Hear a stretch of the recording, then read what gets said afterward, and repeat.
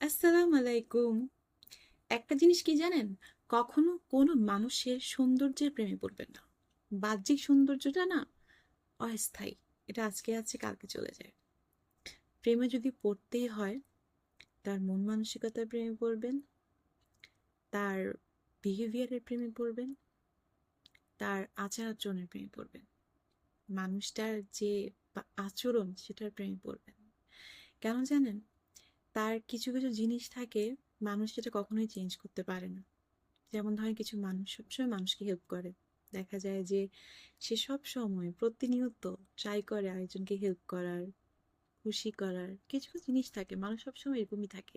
কিছু মানুষ থাকে সবসময় হাসি মুখে কথা বলে, কিছু মানুষ থাকে সবসময় রাগ হয়ে থাকে, মুখটা এরকম গোমরা মুখো তারা।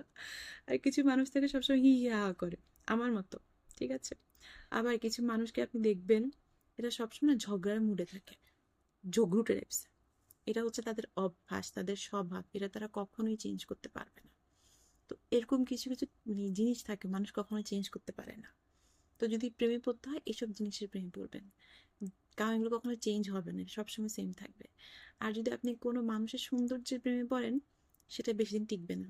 কারণ সৌন্দর্য আজকে আছে কালকে নাই। বুঝতে পারছেন? প্রেমটাও বেশি দিন টিকবে না, ভালোবাসাও টিকবে না, সংসার তো দূরে থাক, অশান্তি হবে। তাই যদি কারোর প্রেমে পড়তেই হয়, তার মায়ায় পড়ে যান, দেখবেন সবকিছু ভালো লাগবে। এটা কিন্তু বাস্তব। ট্রাই করে দেখবেন, ভালো লাগবে।